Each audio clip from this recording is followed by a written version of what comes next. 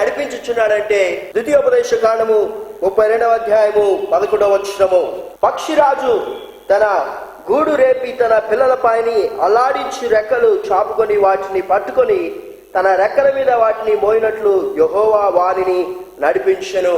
ఇక్కడ మోషే దేవుడు ఇశ్రాయేలీయులను నడిపించినటువంటి ఆ యొక్క సంఘటనను జ్ఞాపకం చేసుకుంటూ రాసినటువంటి కీర్తనలోని మాటలు ఇవి. పక్షిరాజు తన యొక్క పిల్లలు కొద్దిగా పెద్దవైన తర్వాత అవి ఎగరడం నేర్చుకోవడానికి ఆ పిల్లలు ఉంటున్నటువంటి ఆ యొక్క గూడును అది పాడు చేసేస్తుంది. ఎందుకంటే ఆ యొక్క గూడు పాడైపోయినప్పుడు ఆ యొక్క పిల్లలు పడిపోకుండా గాల్లో ఎగరడానికి అవి ప్రయత్నం చేస్తాయి. ఆ విధంగా పిల్లలు గాల్లోనికి ఎగరడానికి ప్రయత్నం చేస్తూ ఉన్నప్పుడు తప్పకుండా అవి ప్రారంభిస్తూ ఉన్నాయి కనుక పడిపోతూ ఉంటాయి. అటువంటి సందర్భంలో ఆ యొక్క పక్షిరాజు తన యొక్క రెక్కలను చాపి ఆ యొక్క రెక్కల మీద అవి పడిపోకుండా వాటిని నడిపిస్తుంది. ఆ విధంగా మన ఆత్మీయ జీవితంలో మనం పడిపోతున్నప్పుడు దేవుడు తన యొక్క హస్తాలను చాచి ఆయన మనల్ని ఎత్తి తిరిగి ఆత్మీయ జీవితంలో నడిపిస్తూ ఉన్నాడు.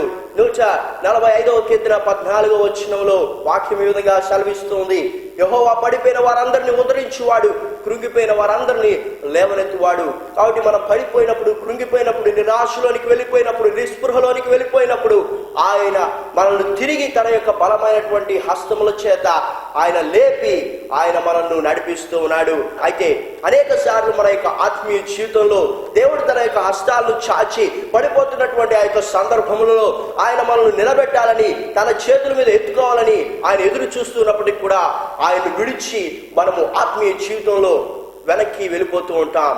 అయితే దేవుడు సెలవిస్తున్నాడు, ఏ విధంగా పక్షిరాజు తన యొక్క పిల్లలు పడిపోకుండా వాటిని కాపాడడానికి తన యొక్క రెక్కలను చాచి వాటి మీద నడిపిస్తుందో ఆ విధంగా నేను కూడా మిమ్మల్ని నడిపిస్తానని దేవుడు సెలవిస్తూ ఉన్నాడు. కాబట్టి మనం దేవుని చేత నడిపించబడుతున్నామా, లేకపోతే మనము దేవుణ్ణి విడిచి నడిచి వెళుతూ ఉన్నామా అన్నదాన్ని మనము పరిశీలన చేసుకోవాలి. 7వదిగా దేవుడు మనల్ని ఏ విధంగా వెదకి పోషిస్తూ ఉన్నాడని దేవుడు సెలవిస్తూ ఉన్నాడంటే హెచ్కేఎల్ గ్రంథము 34వ అధ్యాయము 12, 13 వచనములు, తమ గొర్రెలు చెదిరిపోయినప్పుడు కాపరులు వాటిని వెదకున్నట్లు నేను నా గొర్రెలను వెదకి చీకటి గల మబ్బు దినముల యందు ఎక్కడెక్కడికి అవి చెదిరిపోయినో అక్కడి నుండి నేను వాటిని తప్పించి ఆయా జనుల్లో నుండి వాటిని తోడుకొని వచ్చి ఆయా దేశంలో నుండి వాటిని సమకూర్చి వాటి స్వదేశంలోనికి వాటిని తెచ్చి పర్వతముల మీదను వాగుల యొద్దను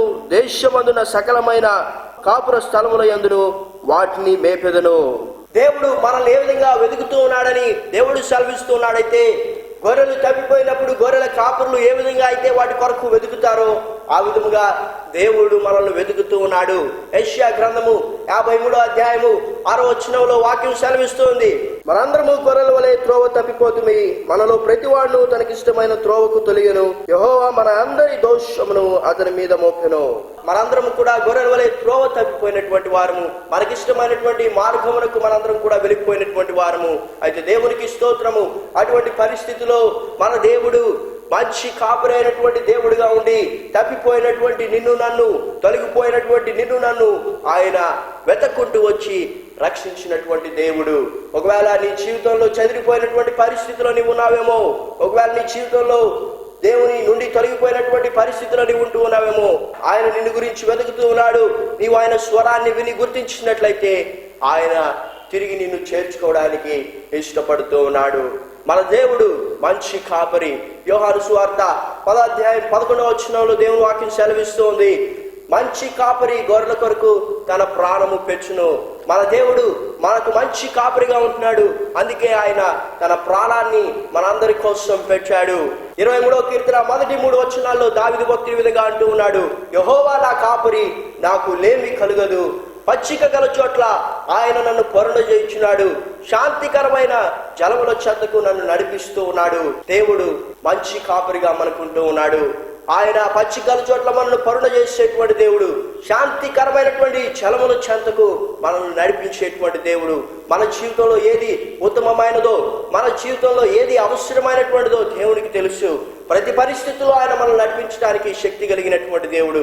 అయితే అనేక సార్లు మనమే దేవుని యొక్క చిత్తాన్ని విడిచిపెట్టి దేవుని యొక్క చిత్తానికి విరోధముగా మనం వెళ్ళాలని ప్రయత్నం చేస్తూ ఉంటాం. ఇంకా దావీదు భక్తుడు అంటూ ఉన్నాడు, గాఢాంధకారపు లోయలోనే సంచరించినను ఏ అపాయములకు భయపడను, నీ దుడికరయు నీ ధనము నన్ను ఆదరించును అని ఆయన సెలవిస్తూ ఉన్నాడు. చూడండి, మన యొక్క జీవితంలో మనము ఎటువంటి పరిస్థితుల గుండా వెళుతున్నప్పటికీ కూడా మనం భయపడాల్సినటువంటి పని లేదు. ఎందుకంటే దేవుడు మనకు మంచి కాపరిగా ఉంటూ ఉన్నాడు.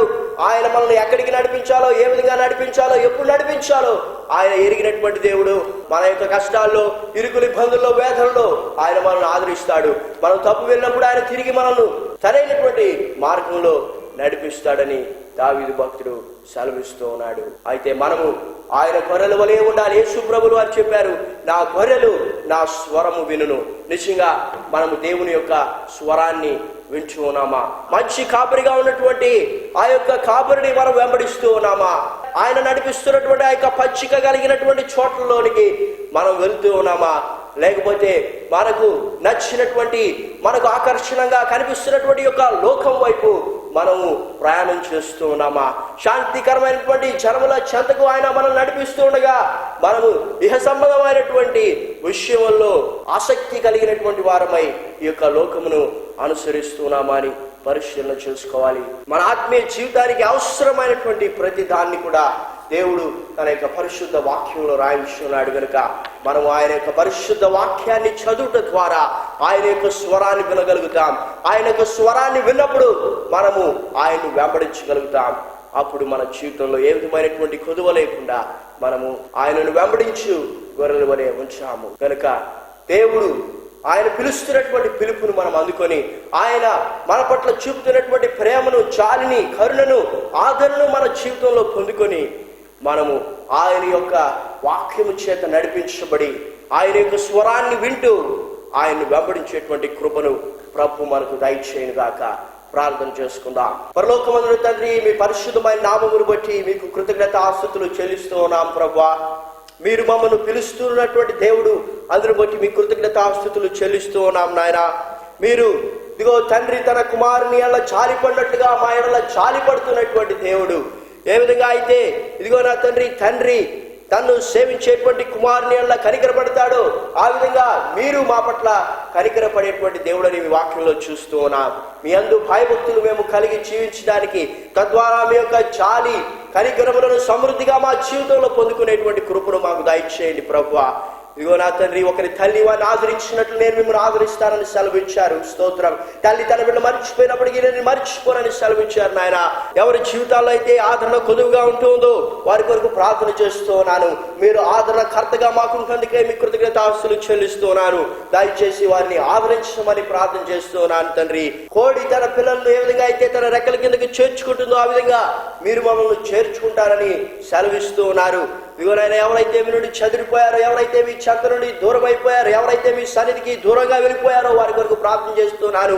తిరిగి నాయన వారు మీ చింతకు చేర్చబడ్డానికి, తిరిగి వారు మీ బలమైనటువంటి హస్తముల క్రింద నా తండ్రి మీ సన్నిధిలో మీతో సమయాన్ని గడిపి సురక్షితంగా ఉండేటువంటి కృపను దయచేయండి.